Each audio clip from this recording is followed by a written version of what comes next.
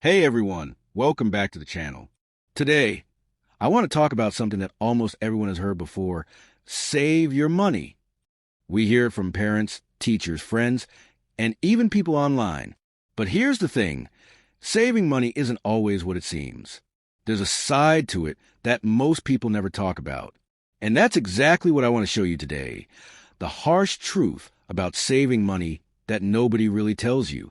So sit tight, because what I'm about to say might change the way you look at money forever. When I was growing up, everyone told me the same thing: save your money and you'll be fine. So that's exactly what I did. Every time I got a little money, I'd save it. If I got a gift, I'd save it. If I worked, I'd save most of it. I thought that saving money would make me rich someday. But then one day, something hit me. I looked at my savings account. It had been almost 3 years since I started saving seriously. But the number in that account, it hadn't grown much. Sure, it had increased a little, but not the way I imagined. I began to ask myself, is this really how people get rich? Just by saving?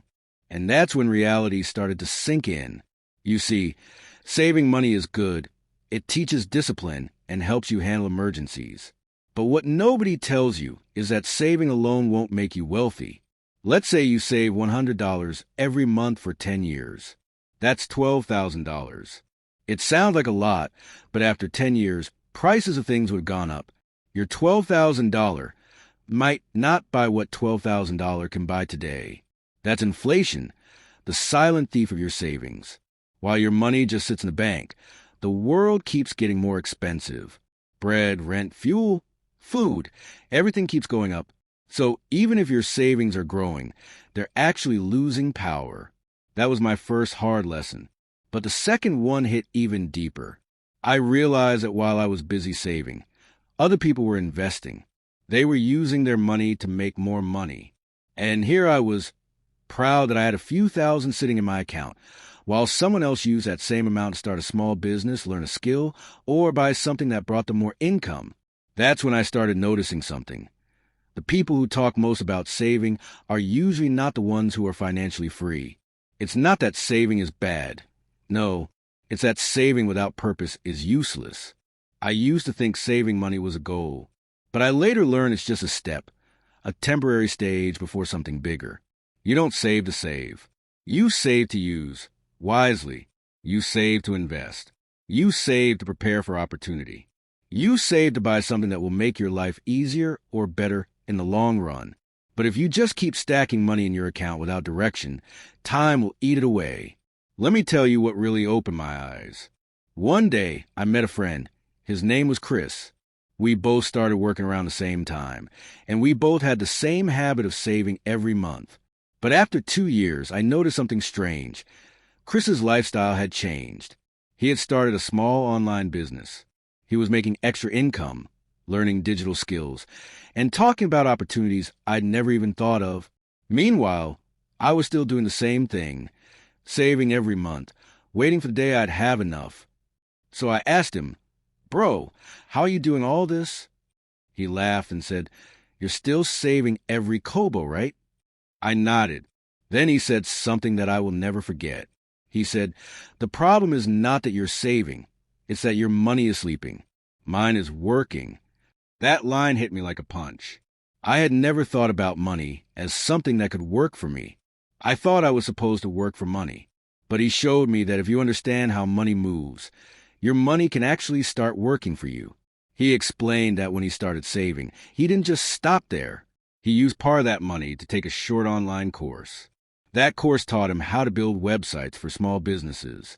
Soon, he started earning extra cash from it.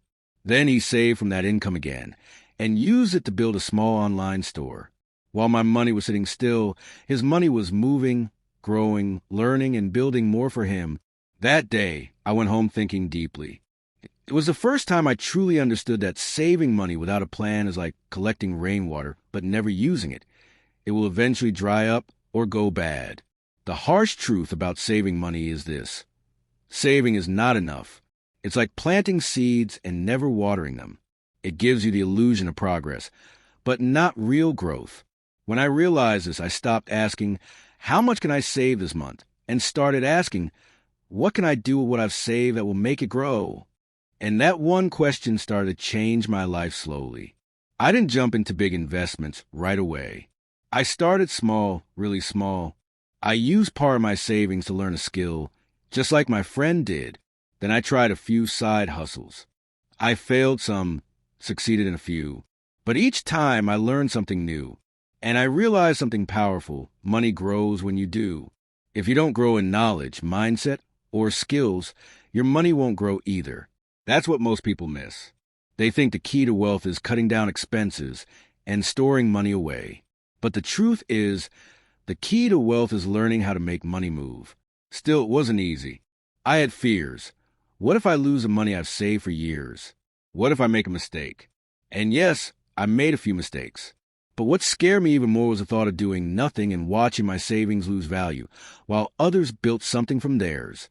I realized that fear keeps most people stuck. They keep saving, not because they love it, but because they're scared to lose.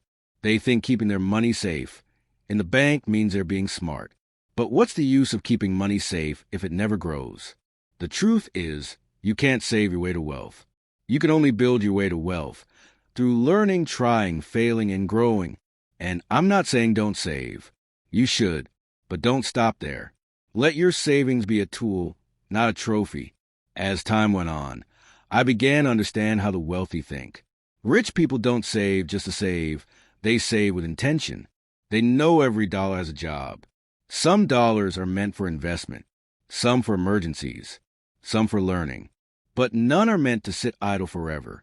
That's the difference between the saver and the builder. The saver keeps money. The builder uses money to create more. And when I finally started thinking like that, everything began to change. But I still had one big challenge. How do you know when to save and when to invest? That question kept me up at night, because I didn't want to rush and lose everything. But I also didn't want to stay stuck forever. So I started researching, reading, and watching videos, trying to understand the balance between saving and investing. And that's when I discovered something that completely changed how I viewed money forever.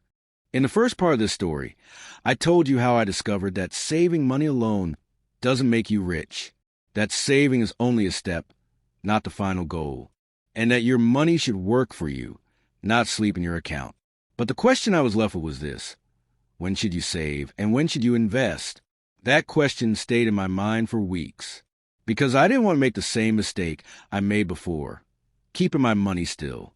But I also didn't want to rush into something I didn't understand and lose everything I had worked for.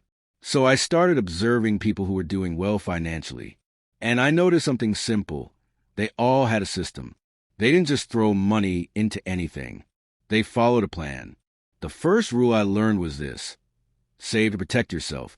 Invest to grow yourself. It means saving is like building a shield. It protects you from sudden problems like hospital bills, losing a job, or emergencies. But investing, that's like planting seeds. That's what grows you. So, if you don't even have protection yet, it's smart to start there. Build an emergency fund first. That's your safety net. Once you have that, then you can start thinking about making your money work. But here's the second rule that really opened my eyes. Don't invest in what you don't understand. A lot of people lose money because they invest just to copy others. They see someone making money in Forex, crypto, real estate, or some business, and they rush in without learning how it actually works. I almost made that same mistake again. I was tempted to invest in something just because my friends were doing it. But I remember my past, how I spent years saving without direction. This time, I don't want to act blindly. So I took my time to learn. I watched videos, read books, asked questions, and studied what people were doing. And then I realized something powerful. Investing is not about taking random risks. It's about taking informed risks. When you learn how something works, it's no longer gambling. It becomes a smart decision. So I started small again. I used part of my savings to invest in something I understood, a small online business I could manage myself. And slowly I began to see results. It wasn't fast and it wasn't easy, but it was steady. I also learned that investing isn't only about putting money into businesses. Sometimes the best investment is in yourself. Because when you grow, your value grows. When your value grows, your income grows. And when your income grows, saving and investing become easier and more powerful. That's when everything started to make sense to me. The harsh truth about saving money isn't just that saving alone won't make you rich. It's that most people save without direction, and they stop there. They forget that money is only a tool. It's not meant to be kept forever. It's meant to move, to create, to build. And the biggest secret? The people who seem lucky with money aren't really lucky. They just understand how money flows, and they make it flow through them, not away from them. Now, I don't see saving as a cage anymore. I see it as a bridge between where I am and where I want to be. And if you can learn to use that bridge the right way, you'll realize that money was never meant to sit still. It was meant to grow, just like you. So, if you're listening to this right now, remember, saving is smart. But saving alone is not enough. Let your money work. Let it grow. And most importantly, let yourself grow too. Because the harsh truth about money is that it follows growth, not fear. Thanks so much for watching. Guys, if you learned something new or the story made you think differently about money, don't forget to hit that like button.